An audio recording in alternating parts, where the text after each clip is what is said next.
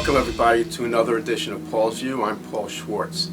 Today we're going to talk about a topic that the President of the United States talks a lot about, and the more he talks about it, the more he reveals how little he knows about it.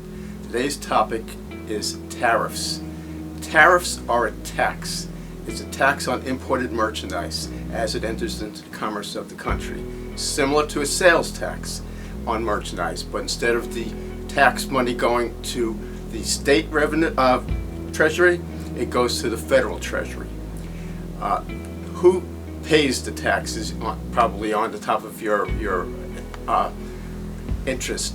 And first of all, it's not paid for by the manufacturer in the country of production. It is not paid for by the exporter, the company that exports the merchandise to the United States in the country of export.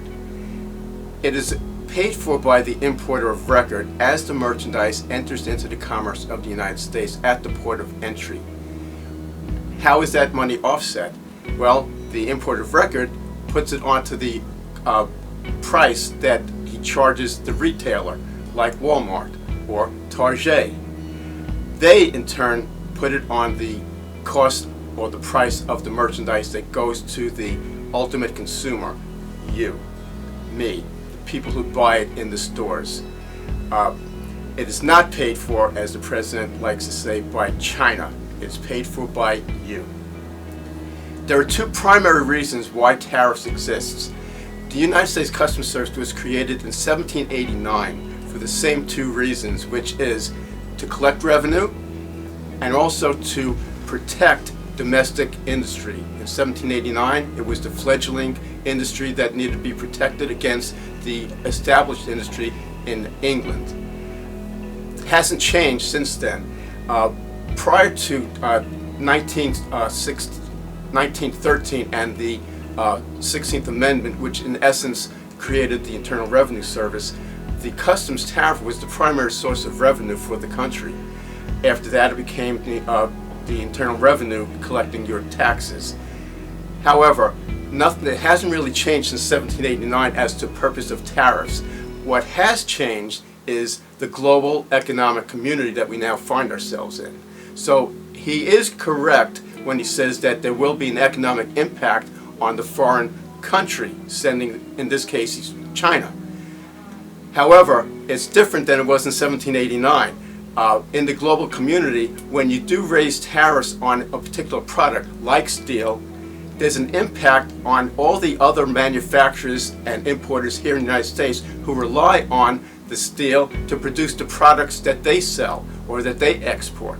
So there's also the retaliation aspect, which we're learning about now with the farmers, the soybean farmers. So there is a price to pay. So what occurred in 1789 or 1936 or 1960 or 1970 or 80 is not the same as the situation we're in now because of the global economic community.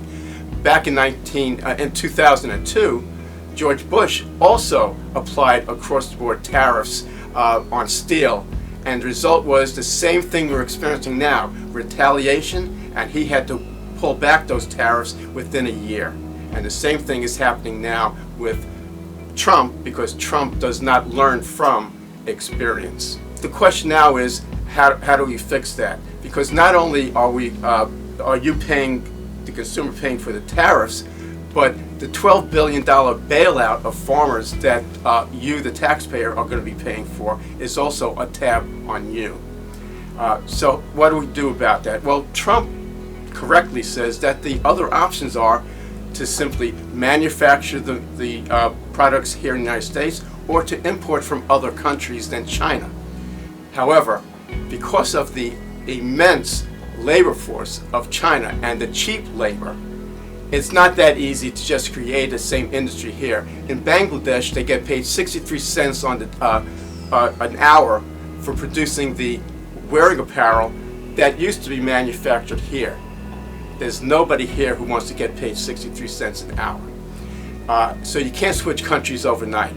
So the only question that I will leave you with as I end this discussion is, what have we gained? And the answer is, think about it. Not very much. Thank you for tuning in. See you next time on Paul's View.